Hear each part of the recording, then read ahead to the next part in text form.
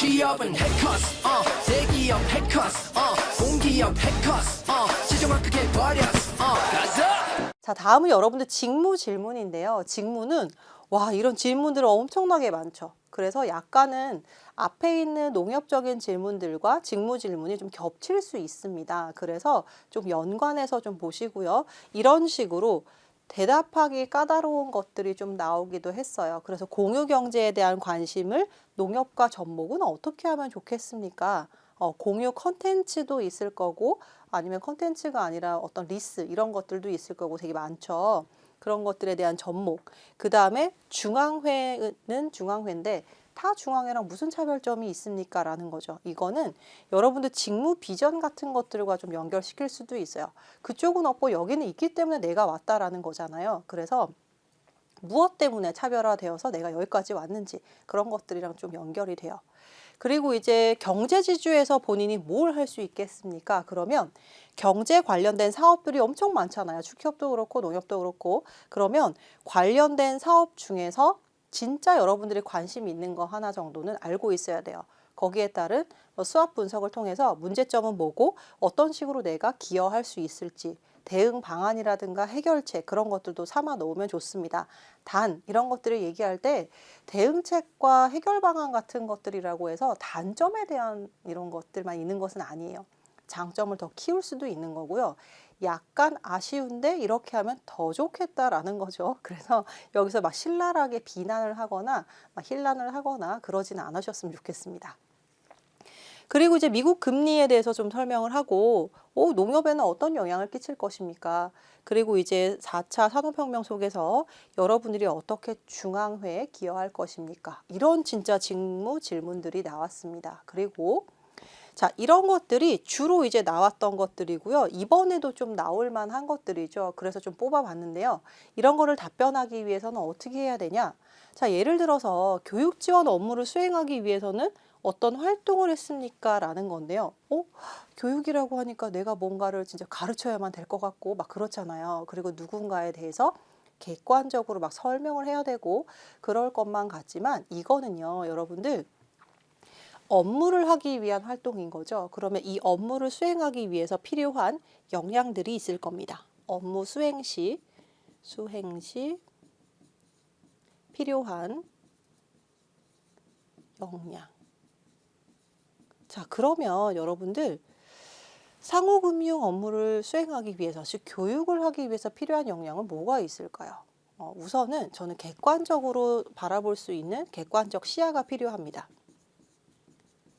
특히 교육 같은 분야는요, 여러분들의 감정이라던가 주관적인 개입이 들어가게 되면 이 사람이 객관적으로 어떤 정보 전달을 받기 이전에 무엇인가 선입견이라던가 좀 잘못된 생각들이 끼일 수가 있어요. 그렇기 때문에 명확하고 객관적인 시야로 볼 수 있는 그런 눈이 있어야 되고요. 그리고 어느 정도의 분석이 필요해요. 그리고 이 분석은 이 해당되는 교육 자료들이라든가 아니면 내용들에 대해서도 분석이 필요로 하지만 타겟층이라고 할게요. 층에 대한 분석도 필요합니다. 그래서 이 사람들의 연령대라든가 아니면 뭐 성별이라든가 이런 눈높이에 맞춰서 이런 내용들을 전달할 수 있어야 되기 때문에 분석력도 어느 정도 필요로 하고요. 그 다음에 이거는 저는 교육은 일방향 소통이 아니라고 생각을 해요. 양방향 소통입니다. 왜냐하면 그들이 얼만큼 이해하고 있고 이런 것들을 피드백을 통해서 받아야 돼요. 근데 이 피드백이 막 결과에 대한 뭐 이런 뭐 어땠다 이런 피드백이 아니고요. 중간중간에 이런 내용들을 이해하고 있는지에 대한 간단한 질문들을 던짐으로써 이렇게 상호 교환을 통한 유도 같은 것들을 해야 되죠. 그래서 1대 다 커뮤니케이션도 필요해요. 1대 다라고 할게요. 다 커뮤니케이션. 그리고 거의 대부분 이제 한 명으로 이렇게 하는 것이 아니고 집단으로 하는 거기 때문에 집단 구성에 대한 이해 이런 것들 되게 많은 것들이 필요로 해요. 그러면 여러분들이 이런 것들을 해봤던 내용들이 있으면 되는 겁니다. 그래서 굳이 막 누구를 가르치고 막 어떤 것들을 막 설명하고 그런 게 아니어도 이런 식으로 해볼 수 있다라는 거예요. 그래서 예를 들어 뭐 과외를 해봤습니다. 뭐 학원에서 뭔가 선생님을 해봤습니다라든가 이런 것들이 있으면 뭐 그런 거 얘기하시면 되는데 봉사를 나가서도 이런 거 할 수 있죠. 그래서 봉사를 나갔다라고 하는 거는 봉사의 주체라든가 대상들이 약간 좀 포용적으로 뭔가 도움을 필요로 하는 그 층들이 많을 거예요. 그래서 그들의 눈높이에 맞춰서 금융적으로 어떤 식으로 도움을 줬으면 좋을지에 대해서 배우고 왔다라든가 그런 것들 접목할 수 있거든요. 그래서 뭔가 다른 사람이 보지 못하는 것에 대해서도 더 볼 수 있었다. 그런 식으로도 할 수 있기 때문에 여러분들의 어떤 경험으로도 사실은 연결은 가능합니다. 그래서 그런 부분들 신경 써주시면 되고요. 농협의 발전을 위한 사업 제안을 조금 해보세요. 오, 아니 여러분들 사업 제안이라고 합니다. 그러면 여러분들 이런 거를 조금 이렇게 얘기하기 위해서는 농협에서 지금 현재 어떤 것들을 하고 있는지 이런 것들 이제 파악이 필요하고요. 현재 하고 있는 일들, 현재 하는 일. 그리고 두 번째는 현재 하는 일뿐만이 아니라 앞으로의 방향성도 이렇게 나오게 되죠. 앞으로의 방향성. 그러면 여러분들 요거를 보세요. 현재 하고 있는 일은 이미 중앙회의 조직 구성원들이 하고 있는 겁니다. 그럼 그런 부분에 대해서 저도 이거 하고 싶습니다 라고 얘기하는 것이 아니라 플러스 알파 해서 더 보완책을 내주시면 되는 거고요. 또는 개선점을 내주시면 돼요. 플러스 앞으로의 방향성을 체크를 했잖아요. 그러면 이게 실효성 있게 달성할 수 있는 여러분들이 기여할 수 있는 방안들을 얘기하시는 겁니다. 그렇게 해서 얘기를 하시면 결도 어느 정도 맞고 사업성에 대해서 이해를 하고 있구나 이렇게 되고요. 세 번째는 완전히 새로운 아이디어. 이렇게 얘기해 주시면 돼요. 근데 어차피 이렇게 들어가시면 어떤 직무를 맡을지는 모르겠지만 여러분들이 이제 관심이 있어 하는 직무들이 있을 거잖아요.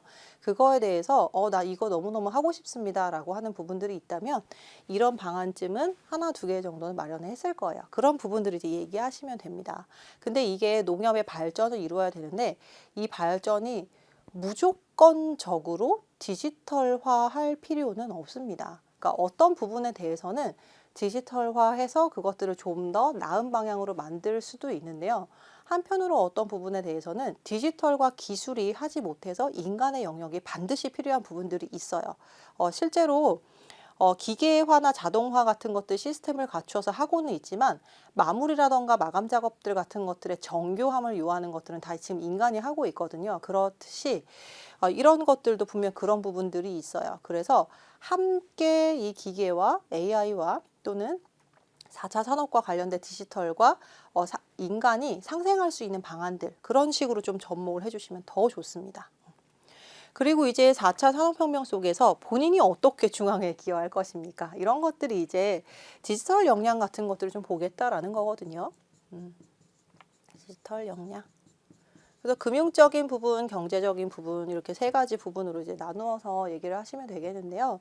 이게 여러분들이 직무와 관련이 되어서 직무와 연관을 지어서 좀 얘기해 주시면 되겠습니다.